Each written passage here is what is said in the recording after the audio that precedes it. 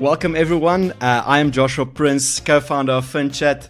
You are listening to FinChat StartupStories, where I interview entrepreneurs about how they got their ideas and how they started their businesses, and just talk about the South African environment and how difficult it is to start a business and how to work through those struggles.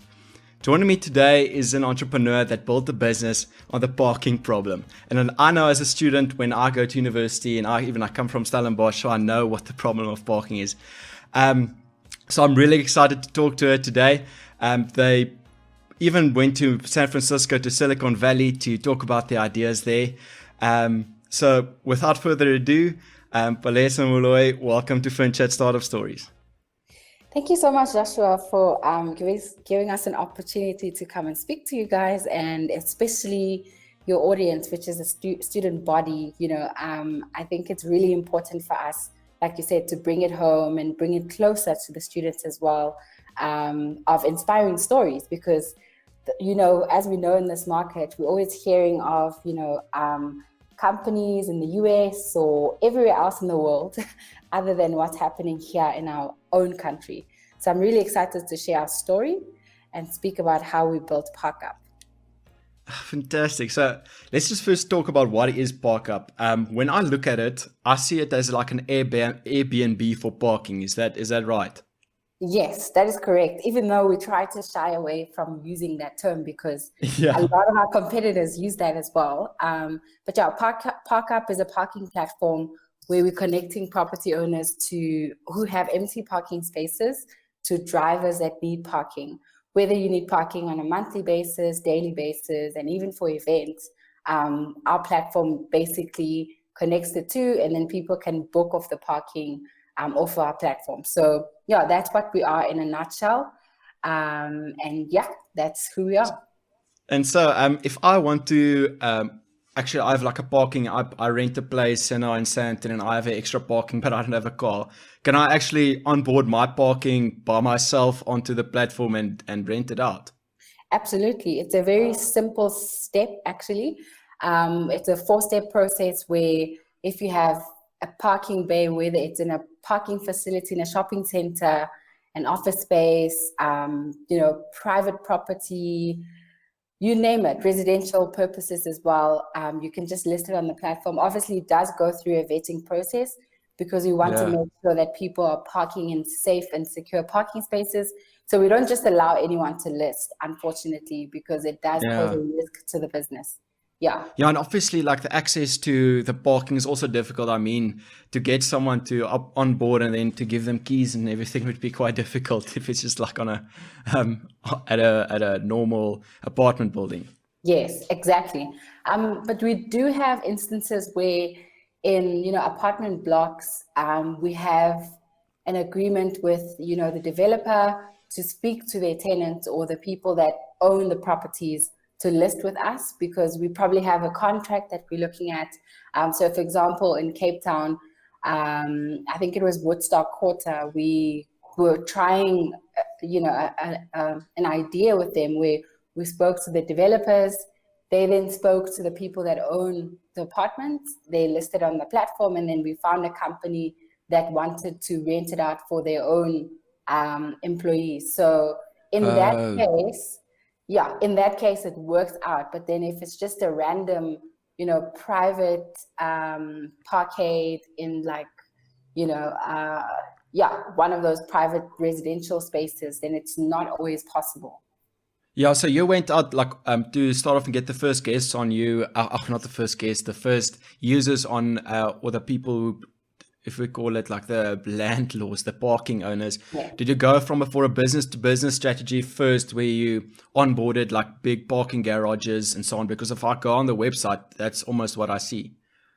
Yes, so that is very correct. We work with the biggest property funds in the country. So like Redefine Properties, Investec Properties, Liberty 2 Degrees. The reason why we did that in the first place is because we know that they already have the security measures in place for us to onboard them on our platform because they're safe and secure. And then also in terms of access, it wasn't, an insurmountable task. It was just, literally just listing on the platform, and then they already had access controls in their parking facilities. So yeah, that's how we started B2B. And then eventually it does become B2B2C in a way, because, for example, now we have a contract with WeWork or Redefine on behalf of WeWork, where WeWork is kind of the referral company, and then their members are the ones that go onto ParkUpp and actually list. So it's B2B2C. Yeah. Okay, that's quite nice, because then the businesses onboard customers for you or users for you, Yes. which is quite nice. Yeah, And we don't have to do like half of the work, I guess. yeah, that's quite nice actually. And so with the access problem, have you been thinking about like creating your own access control things for, say now you want to make it more accessible for directly to customer things?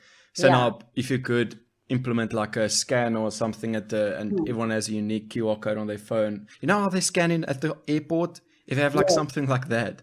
So we do have a partner currently called WizPass, where they are responsible for our access controls in like certain of the sites. So they have license plate recognition technology. Ah, yes, that's so cool. Yeah, exactly. So when someone has booked a parking, they just simply enter their car registration details. Then when they get to the boom, it simply opens and then they just drive in. What? That's so cool. Yeah, it's really high tech stuff, and also because COVID is now here, we kind of have to invest in that contactless technology, because no one wants to go into a shopping center or a parking garage and they still need to get a ticket, because then they will be exposed to like germs and that sort of thing. So having license plate recognition is definitely giving us a leg up, because now our customers don't have to be scared to go park anywhere. Yeah, I mean, you see, the technology is just changing the way that we operate. Like, I was speaking to a guy the other day who's also in the property tech space, where they actually let doors open up automatically based on like a facial recognition thing of the people who live in the building. That's just so cool. Yeah, we do have to innovate, Yeah, no, it's fantastic. It really excites me. I'm really excited to see where it goes. But let's get down to like, where did you get the idea for ParkUpp? Because obviously there must have been something that irritated you or a problem that you saw and then you wanted to solve that problem. So I'm a qualified CA by profession. So while I was doing my articles to become a CA. Where did your article? I did them at Deloitte, and then I also moved over to Auditor General.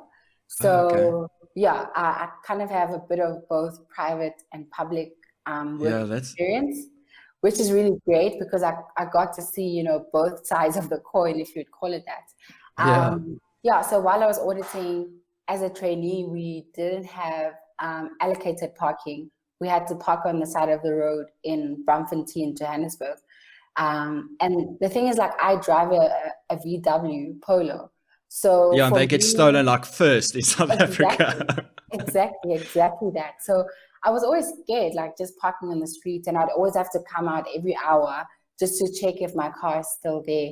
And then eventually I was like, I'm actually tired of this. Let me go and find a parking facility nearby where I can park my car inside, and then I know that someone is going to be taking care of it.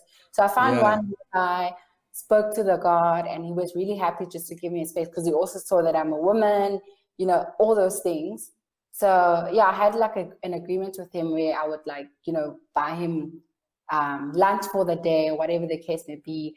And like a lot of my other colleagues were also experiencing the same problem.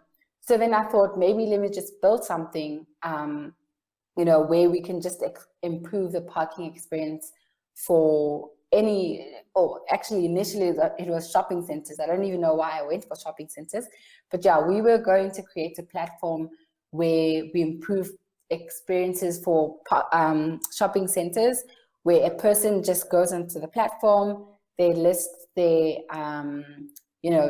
details and everything else like that. When they get to the boom, it opens and then it bills them automatically. But then even with that idea, we still had barriers of entry into the market. So for example, the license plate cameras were super expensive. We didn't have experience with them, with the team. So there were a lot of like issues, right? And then we got into the MTN solution space in 2018 in Cape Town, where I was there for like 4 months or something like that with the team. And that's when we pivoted the business to a marketplace, which is what we have now, where we connect the owners who have parking to people that need parking. And I guess like the pivot was really great in that we removed our own barriers to entry. So it's literally a listing platform and a booking platform. So we didn't have to go and install the technologies and everything else like that, you know. But obviously we had partners who could do that. So we roped them in. And that is the story of how we started and how we got to pivot. Wait, so how did you actually build the thing at first? Did you actually personally build the thing first before you went to the end-to-end solutions thing? Or did you go there with an idea and you got someone there who would build it for you? So yeah, I'm not originally from the computer science industry. I didn't do any coding at school or anything like that. So I had to rope in team members who could actually do that. So yeah, I roped in some of my co-founders, Tabang and Jabu. We all went to VET together. And then I also roped in my other co-founder, Michael Savidis, who is our business developer. So yeah, how we built it now is that we built a minimum viable product in the form of a website, where people can just, book and list their parkings. So and with a business developer, I always hear that and see that when I look up on entrepreneurs, what is actually a business developer that Michael does? What is his role in the business? Yeah. So his role in the business is mainly, first of all, developing relationships in terms of us being able to close a sale. So whether it's going out there to, conferences just to meet people, pitch ParkUpp and that sort of thing, developing relationships and partnerships that we can use. So for example, we've also partnered up with Naked Insurance, where we're offering some of their members, or if some of our clients are actually using ParkUpp, they can then also get like a free code through Naked Insurance and get lower premiums and that sort of thing. Yeah. So a business developer is basically someone who develops channels for sales, right? Through partnerships, through relationships, and so on and so forth. And then I guess also closing off the sales, because it's not just about developing it, but it's also about closing it. So we've kind of meshed the two, where he's developing, but he's also like closing off the sales as yeah. And you guys, the two of you went to San Francisco, right? To Silicon Valley. For what was that exactly? Did you actually want to onboard or expand your business there? Or did you go there to like raise funding? What was that about? It was actually both. So we wanted to expand our business into the US. So we found out that we actually need to register in Delaware. So we're in the process of registering. Oh, they also have like massive tax incentives there, isn't it? Yes and no. It really depends. And then on the other side, we wanted to raise funding. So, it was very interesting because we just came from, so Michael stays in LA, right? Really? When I came back into the country, that's when COVID happened. So we've done all this work. We've met all these people in the US. It's been great and whatnot. Then COVID happens and people literally just like pull out funds and all that stuff. So it was quite... did they actually pull out funds that they invested in your business?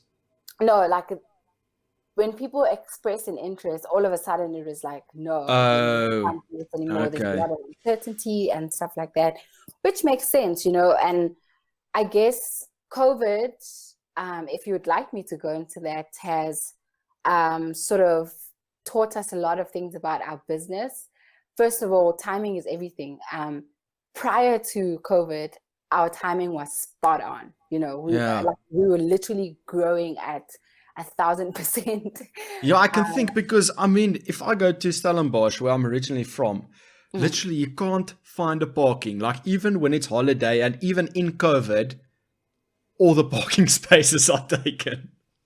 Exactly. So exactly that, right? But the thing is now with COVID, people are working from home. Yeah. That means our total addressable market has decreased. First, and then secondly, our timing is off because, like I said, people are working from home.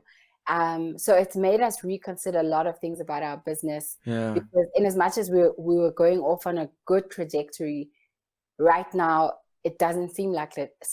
It doesn't even seem like that. We haven't had new customers for a while. I mean, we still have customers, people are still paying and all of that stuff, but it's definitely decreased the growth rate.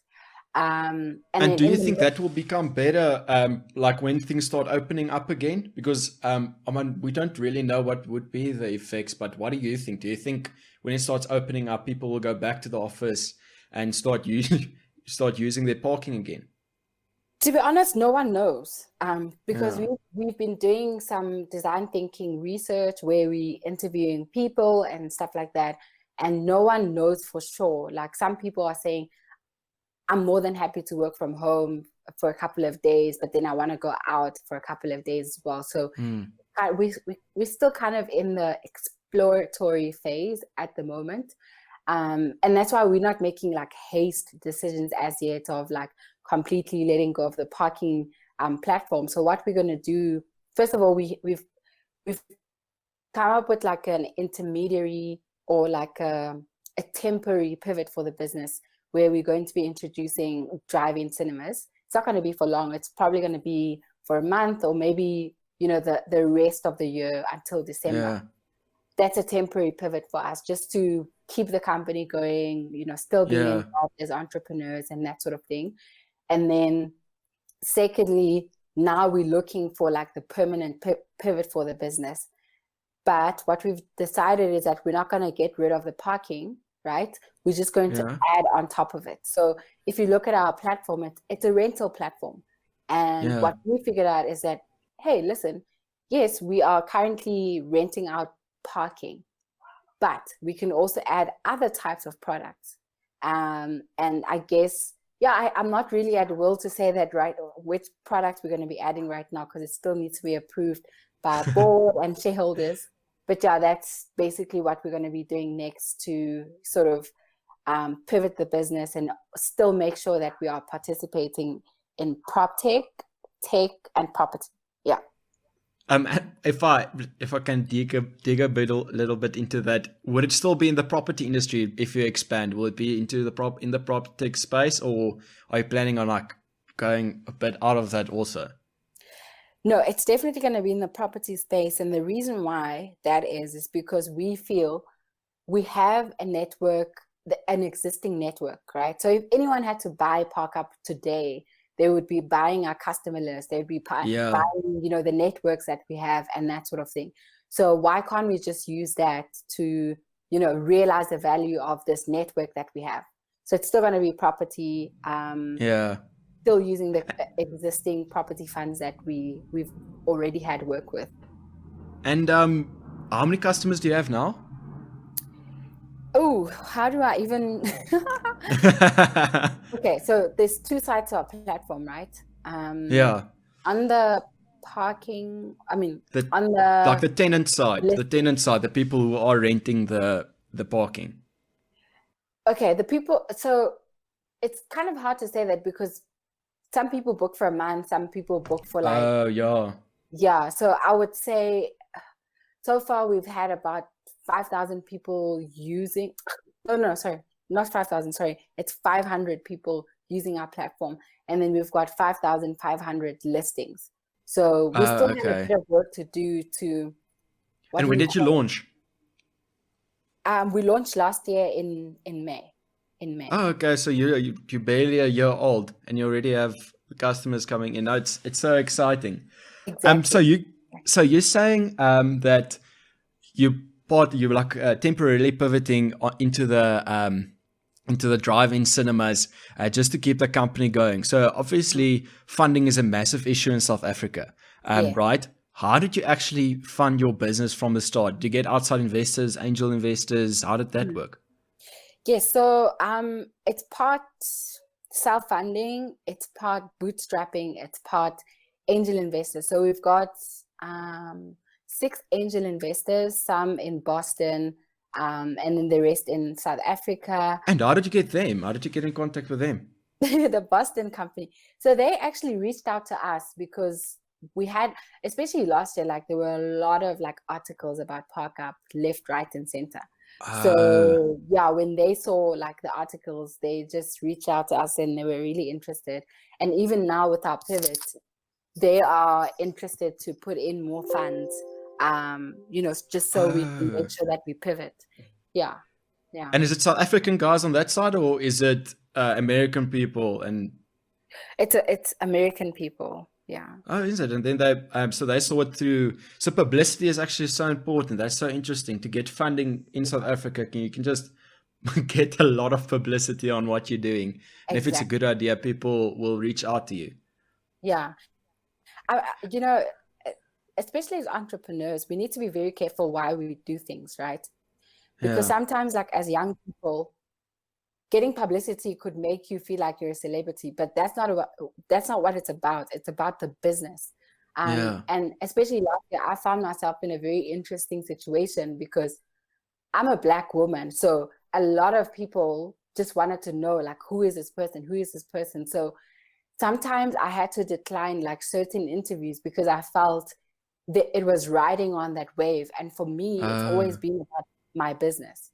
It's always been about just talking about ParkUpp as much as possible. I don't want to share like my story as like this young Black woman. Sure, I really believe in that narrative, but sometimes you kind of need to pick your struggle, right? Because So did you feel people had interviews with you and published you that you felt for the wrong reasons? Well, no, the ones that we got published, the ones that we accepted, were definitely published for the right reasons. For the business. But the ones that I declined, I felt were not for the right reasons. And that's why I declined them.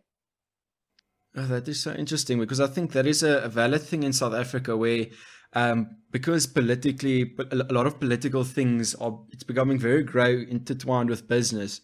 And to get publicity, a lot of people would actually take that as an advantage to actually ride that wave and use it for the success of their business. Yeah, exactly that. So it's very important to be intentional and sort of make decisions based on what kind of impact do I want this to have. So when I was accepting certain interviews, I knew it's definitely for exposure for ParkUpp. People need to know, and hence also why certain investors came to us, because yes, people fall in love with the team, but they also fall in love with the solution and I guess the company that you're running. So that's actually, that makes sense. It's something to be careful of when you actually do the publicity, where some investors might actually be shied away when they see you riding the wave too hard of the political position or the empowering position that you have. And the inspirational position even that you have, because I think, yes, inspiration is extremely important. And that's why even we have this podcast to inspire people and to get them thinking about how they can start businesses. But I understand 100% where we had to like really think about, is this the best thing for the business? Yes, I can become famous, whatever, but if the business fails, the business fails. And you have to be really strategic in choosing where you want to go, and having that balance between inspiring and actually getting the publicity for the solution. Exactly. So the impact that you wanted to make with the business, what is the impact? What is the drive? What is the why, besides just the normal solution of people need parking? Is there something? Yeah, absolutely. So at the crux of what we do, there's 2 things to it. It's mainly about the community and it's also about the environment. So in our communities, we are trying to create safe spaces, right? Yeah. And then our platform is a place where people can trust each other, because for example, our parkings are vetted, right? Yeah. And already that gives you a sense of comfort. And then also in terms of like access controls, we make sure that like if someone lists a parking and they say they have X, Y, and Z, we make sure that they actually have that. Yeah.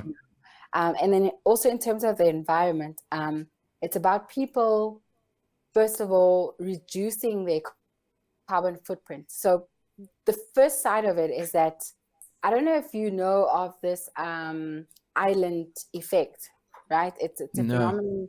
It's a phenomenon in what do you call it, in the environmental space, where parking that is empty is constantly contributing to carbon emissions because of the asphalt that's used. Oh, yeah. I've heard that the concrete actually has a carbon footprint. Exactly. So if we're constantly building new parkings, And not first of using all, them. and not Yeah. using them, like the materials that are used are definitely non-renewable, first of all. And then secondly, it's also the carbon footprint because of the asphalt and the tar and everything else. So we want to get to a point where property owners aren't building new parkings just for the sake of it. Yeah. We want to make sure that the demand and the supply is being matched. And if we get to a point that we see that these parking spaces aren't being used as much, then we have to stop building them, and then we can use those spaces to build more trees, for example, because we need And to save our planet. that's actually so interesting to take that outlook. I really love it because I think that is the whole thing that technology has brought to the industry and to the economy, is actually getting people to utilize spare capacity. I mean, that is literally what the platform is. Airbnb, ParkUpp, all the platforms that we see is for people to actually use their spare capacity, and through that way, that's actually reduces carbon footprint, and it makes environmental sense. So, I mean, just to start any business, you can just think about what do people build, or what do people do that maybe stands empty for a while, and then you can literally focus on that niche and start a platform on that. I think that's so cool. And like you said earlier, the thing that you gave, and you also mentioned this earlier about the safety of where you parked your car, and you as a woman having to go outside in public areas, getting people into safer spaces. I think that is absolutely fantastic. I really love the impact. Thank you so much. And I think the other thing that I wanted to say in terms of the environmental impact is, so eventually we are going to be building an app where people can find parking at a click of a button. What that would mean is that people don't have to drive around looking for parking, because also what we've realized is that 30% of carbon emissions from cars actually comes from people driving around looking for parking. And that's No way, 30%? Yeah, from the cars. No way. Yep. That's great, but it makes sense. I mean, it's like idle, and it's like you have to drive, start the car every time, and that almost takes the most gasoline from your tank. Exactly. So if we can do that, I think we would have really achieved our why. We would have really hit it spot on. And I guess for me, that's what constantly inspires me to work every single day. And even the pivot that we're going to have very soon is exactly related to, number one, safety. Second of all, the environmental impact. And I guess lastly, it's the convenience aspect of it. Yeah. If you look at ParkUpp, it's very convenient. You just go onto the website, you book your parking, you can park literally today or the next day. So that convenience aspect is also something that's important, and it's a big part of our why. Yeah, I would absolutely love it if I can go anywhere and I know exactly where open parking is. How would you actually do that? Would you like set up sensors at every parking space to pick up if it's used or not? So there are a couple of ways of doing it. The first one is the sensor-based model, but the thing is, sensors are still a bit expensive. And they break. I mean, if you go also at the airports, they have that green and red things above the parkings to help you find a parking. But many of those things are broken. Exactly, exactly. They do break. There's a lot of maintenance cost related to them. And then the other one is computer vision, where you could install like cameras, and then that camera can be the one that detects open parking spots and that sort of thing. So you can use tech Oh, to sort of do this on a scale, on a large yeah, scale, to even say. But for us, it's always been using, you know, existing technologies to sort of improve our yeah, experience. So if you look at like Waze, I love the story of Waze. They were competing with was it Nokia? Okay, so I can't remember what the company's name is, but I think it's Nokia. So Nokia was trying to, you know, build this maps platform, or like a navigation platform yeah, in an app as well. But then they went and actually installed all these weird structures all around the world. Um, and then Waze came, and what Waze did differently is that they were using the community. So they were using people to become the oh, sensors. So you can understand what that's a blue ocean strategy, because yeah, Nokia is out here spending a lot of money, a lot of capital to install these sensors, or whatever it is, that whatever technologies that they were installing, just to disrupt you know, navigation. Didn't make sense. Waze came through, they used people, they literally swallowed the market, because yeah, first of all, they weren't committed to any cost. So it was a lean startup, right? Second of all, it yeah, was community based. People loved Waze because they were interacting with it. They were telling the next people where parking is, where like there are, I don't know, police or traffic cops and yeah. that. It's just That it, makes 100% sense because even in South Africa, and I think in Africa, that's like one of the big struggles that we have is where to start a business, we have a massive, like, we are limited by the amount of infrastructure, especially in the technology space that we yeah. have. And we literally don't have money here. That's one of the biggest challenges. So to get money in and build a massive amounts of infrastructure, invest heavily in hardware, is just not feasible. So that does definitely make sense to start a business in South Africa, is to actually go look at what is there and how can we put these things together to create a value chain and a very, very unique customer proposition. Exactly, exactly. And I think if entrepreneurs can start thinking that way, they could definitely start equalizing, you know, the playing field in terms of so many industries, because a lot of industries are still monopolized. A lot of industries still have like giants that are just, you know, dominating the Yeah, space. But then if you think creatively like that, where you could use, actually it's I read this in the book called okay, I can't remember, but I think it's An Exponential Organization. That's the yeah, book that I was looking for in my mind. So where I saw the Waze and Nokia analogy. So what I was basically going to say is that in order to become a 10x exponential organization, one of the things that I've seen is that like the companies that win are the ones that are as asset light as possible, where they're not ah, using any technologies. They're not, you know, um, what do you call it? They're not going out there to manufacture something, but they're using whatever is already existing. And that is what we're trying to do as ParkUpp, to say, in your facility, what do you have that we can use to improve your parking experience with our platform? yeah. If you start asking those questions, then you Yeah, start that definitely makes winning. sense because even what you're doing then is you allowing, if you create a platform then with many, with with the availability of this and connecting clients and customers. I mean, what you're creating, and I think we're going to see this definitely going forward, is people actually buying something like they can become a business owner and by just utilizing your platform.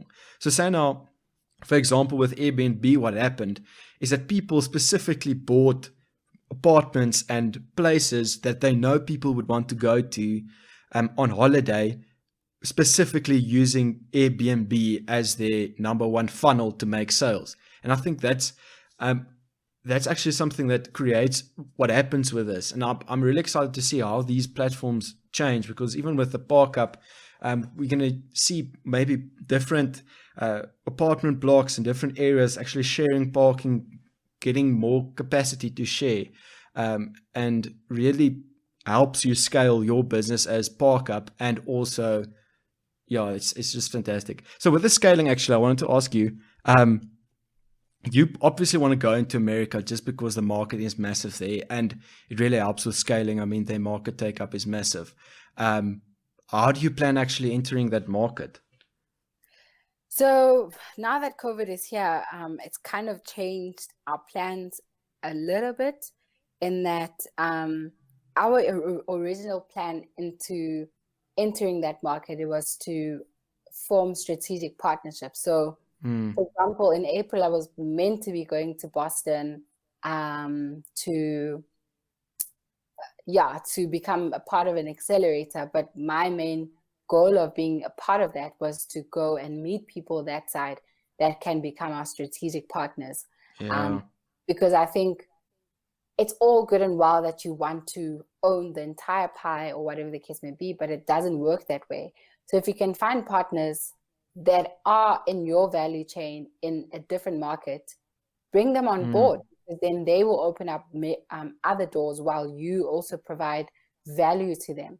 So that was our main goal. And I think with any other solution or product that we're going to be bringing onto our platform, that's also going to be the strategy where, strategic partners are going to be everything for us. I really believe in partnering with people, collaborating, simply because as a company, you can't be good at everything, especially when you're small like us. You have to have other people that, so there's an African adage that says, if you want to go fast, go alone. But if you want to go far, go together. So Yes. yeah, we really believe that bringing as many people on board as possible is like brings much more good than just doing it alone. So yeah, that's how we were planning to do it.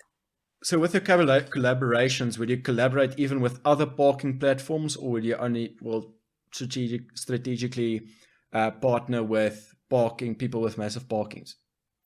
It was going to be a bit of both. So there were a few, I guess, parking companies from the US who were also eyeing us, and they were saying, hey man, we want to get into the African market. How do we do this? So it's either you get acquired or you just go into the market and look for other companies within your value chain. So I can give an example of a company that wanted to partner with us.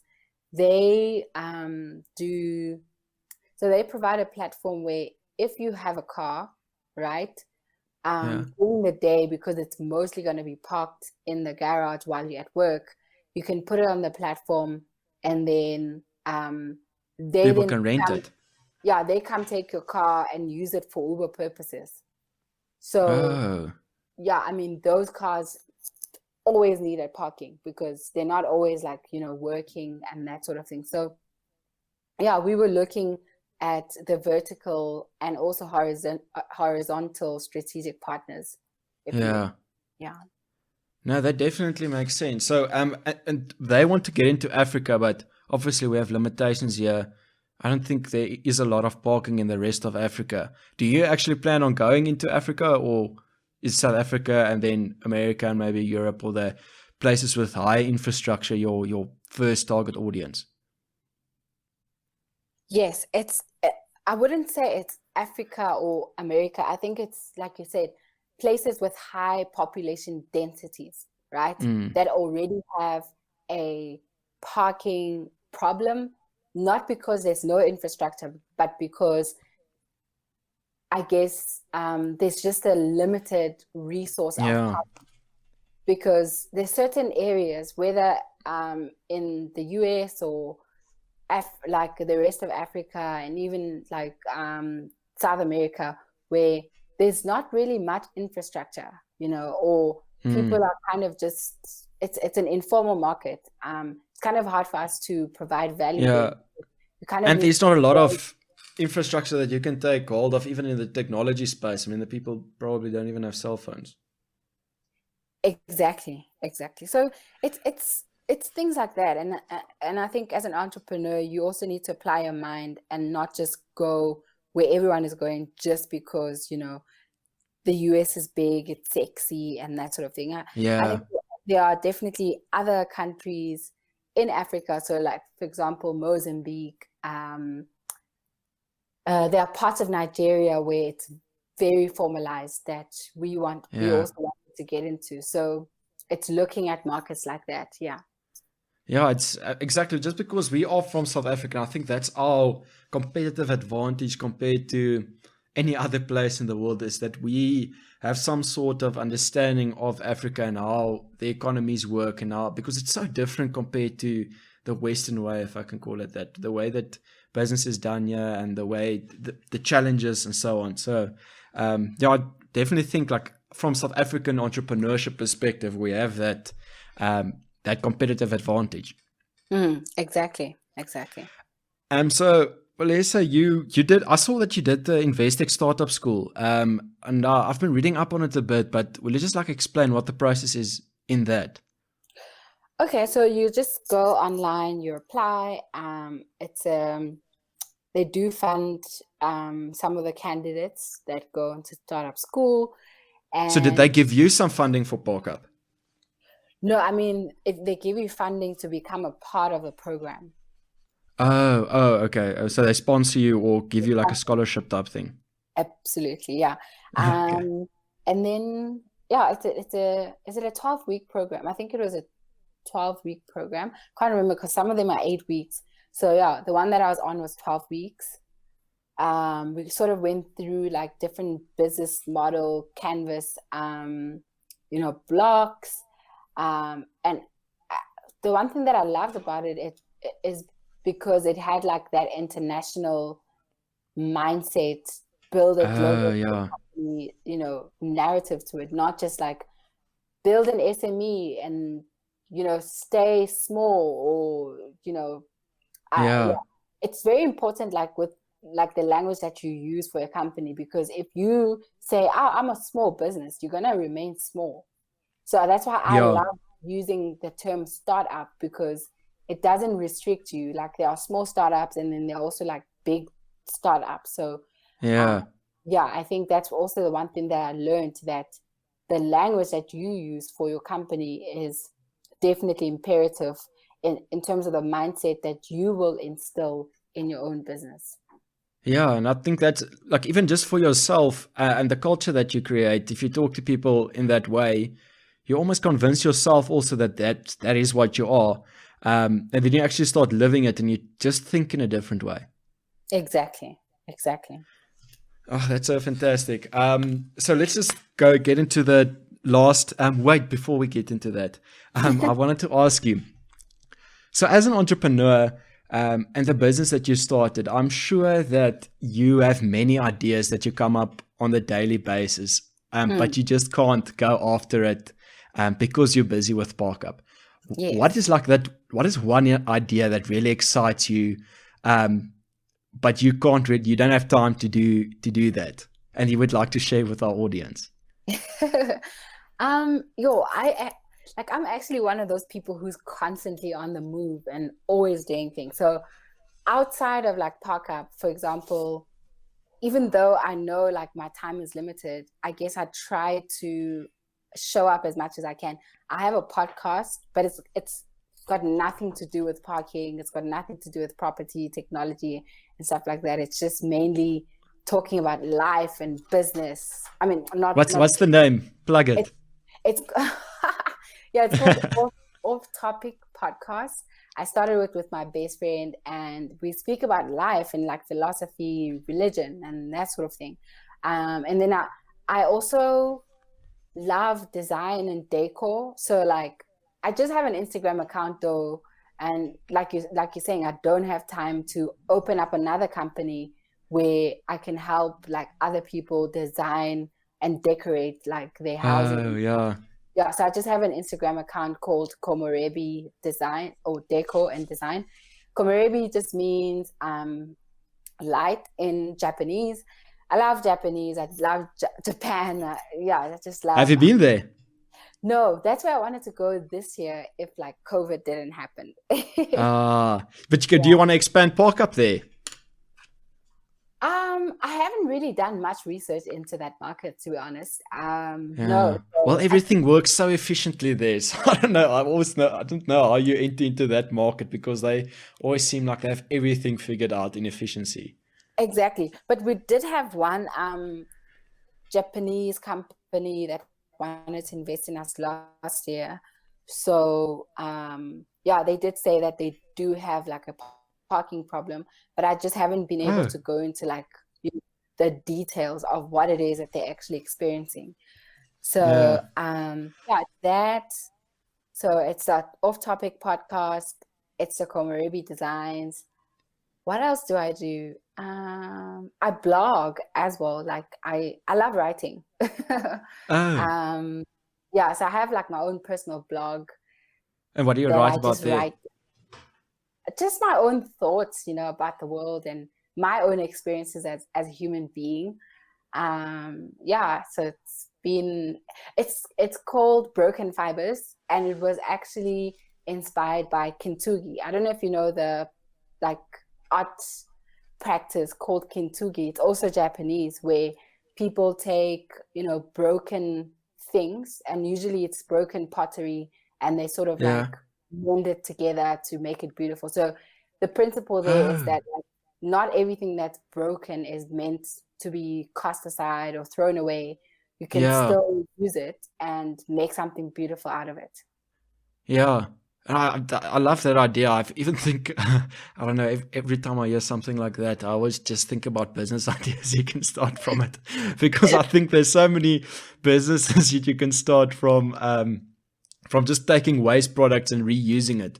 Like I was listening Exactly. to a podcast the other day where a guy built like, it's in America. He built like $100 million business. And what he literally did was he went to all to the big hotels, and the hotels don't put out like half bottles of shampoo. So what he did is he went to them, he just takes all the half bottles of shampoo and he reuses it, and then sells it, and like they process it and then he resells it. And I just thought like yesterday that it's so easy to build a massive business on waste products. Exactly. Exactly. All And, right, and fantastic. and I love that aspect because it's got that environmental aspect to it, Yes, that yes, we don't have to be wasteful. And that's also why I love the sharing economy, because or collaborative consumption economy, where if you have something that you're not using at home, why don't you just rent it out to the next person, make money off of it, and also still, preserving like the product. So yeah, yeah, I think it's very important for all of us to have that mentality, to sort of save up. yeah. Mm. Yeah, but you mustn't get me started on that sharing economy. We're gonna have to get you on the podcast again so we can just talk about that because I can talk for hours about that. Exactly, Um, exactly. yeah, but let's get into our last round. And so, what was the three? Sorry, what was the top three challenges that you had in building ParkUpp? Shoo. First of all, like I said in the beginning, was the barrier to entry.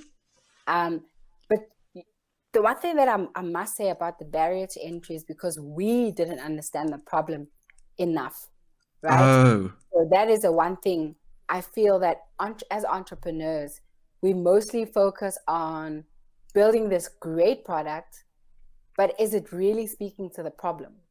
yeah, Is it really solving the problem? And are your customers going to speak about it? So, I can yeah, share such a great story with ParkUpp right now that so we have this customer in Cape Town, and he runs like a jewelry store.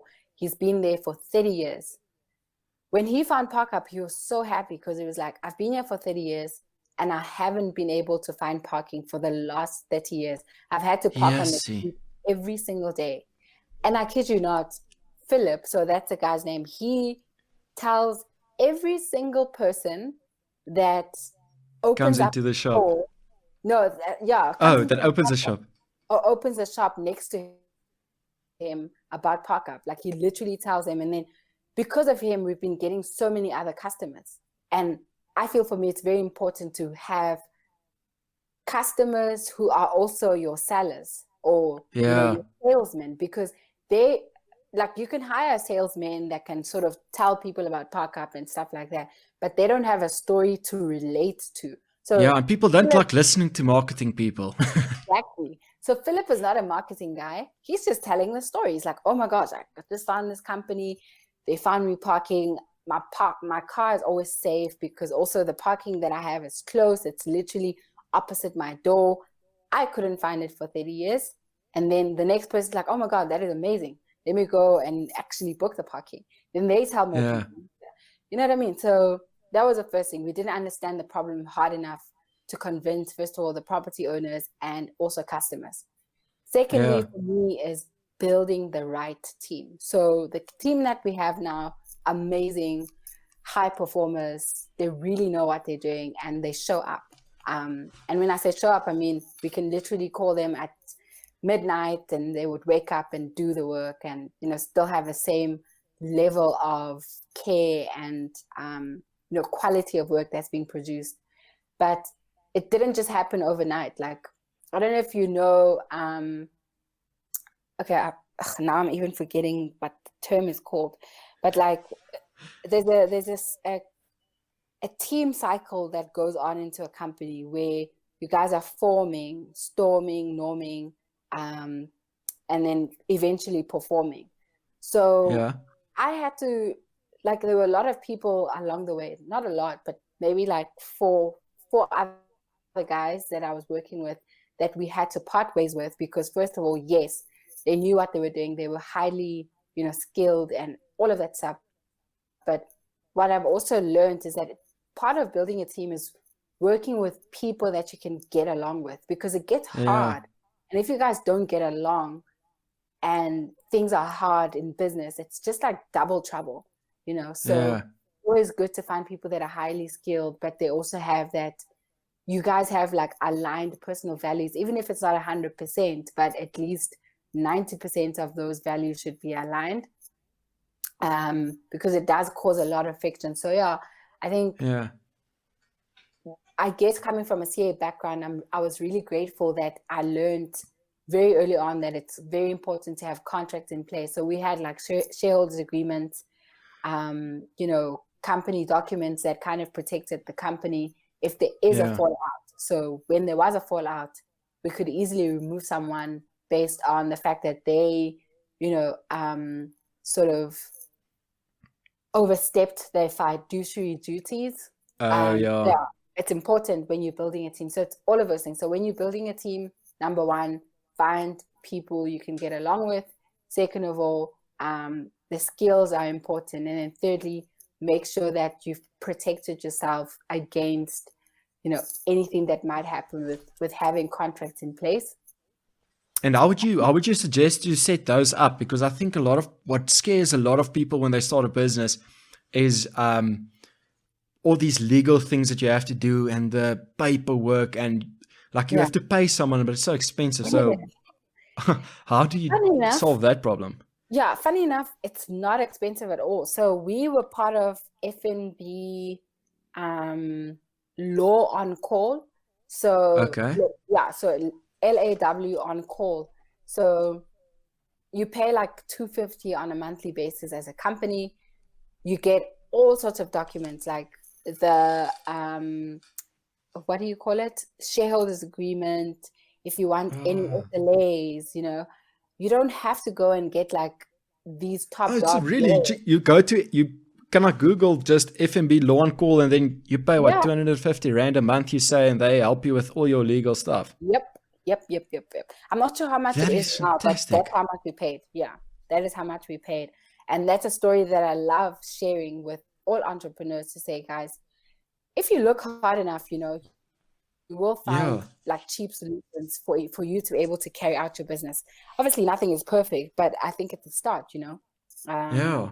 No, that's Yeah, fantastic. I mean, that's literally that's one of the biggest things that keeps in the back of my mind every time that I want to start a business is Yessie, especially with co-founders and stuff like that, and yeah, getting other people in to join your team, exactly. and like you don't know them that well when you bring them in or Mm. whatever. So it's so great that I actually heard this from you. I don't know why FMB doesn't like blurt this out over social media to let Dude, everyone know about it. I mean, I can do it for them. Yeah, they must pay me. I can They get must- them to pay me. exactly, exactly.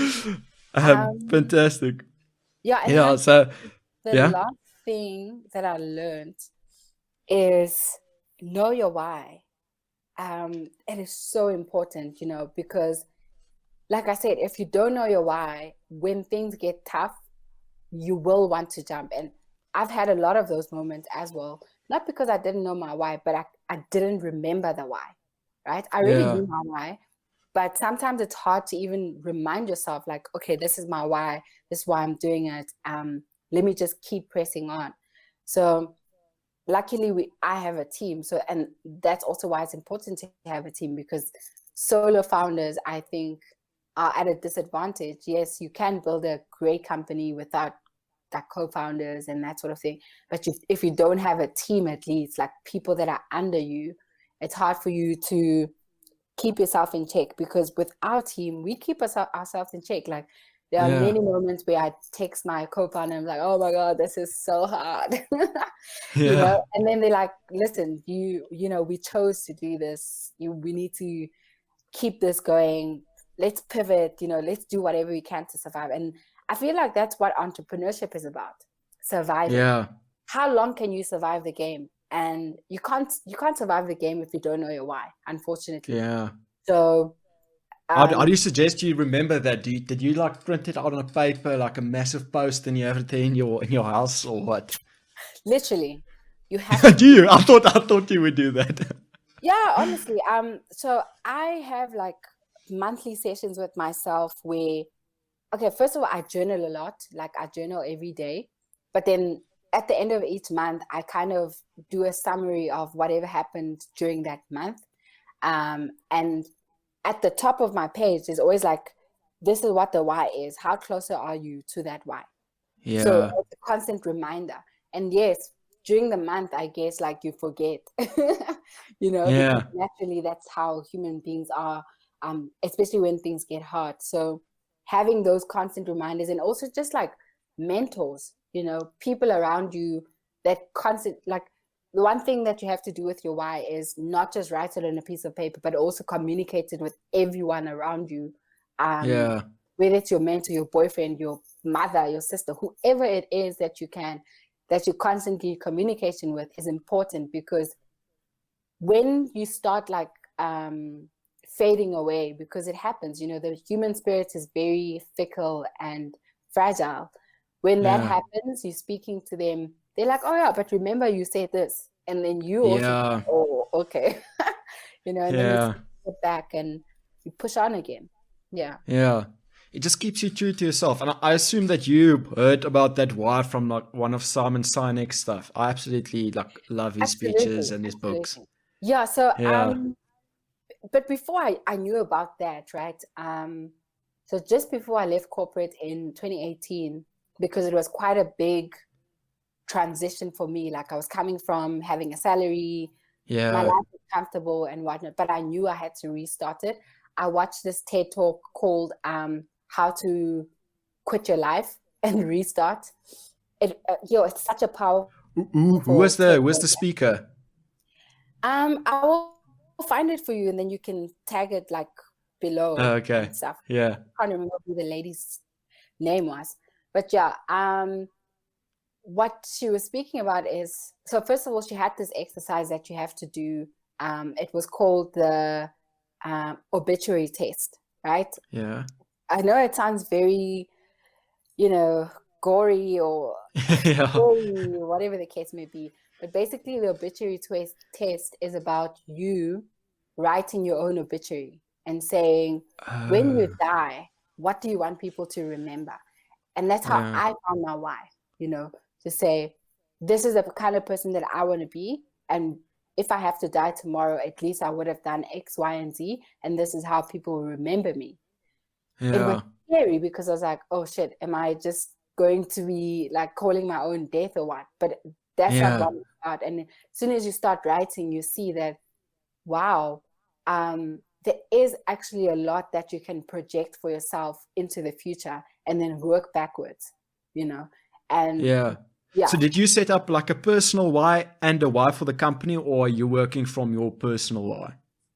So I have two separate whys. I have my own why, and you know, my own why is like very simple. I love my own freedom. I don't know about you. Like, I love freedom, and I think I want people to remember me as that like free spirited. You know, she explored the world. She didn't like she didn't remain in a box. She wasn't just a CA. Like, that was my why, you know. And inspiring people around me to just go out there and play. Like, you don't have to strive for success like all the time. It's just going out there and exploring as much as you can. And then I had to say, okay, cool, if this is my personal why, how am I going to do this? And I guess I found ParkUpp, and it was also related to the fact that safety is something that's really important to me. And also just like the environment, and I guess making sure that we're creating a better future for other generations. So I know it kind of feels like they're both disconnected, but when you're running a business, like, you are free to do whatever you want. If you want to wake up tomorrow, watch movies, like I do that actually a lot. You know, if you're gonna wake up tomorrow, watch movies, that's on you, and you also know that you're not going to be generating any revenue from it. But I guess that's a conversation that you have with yourself.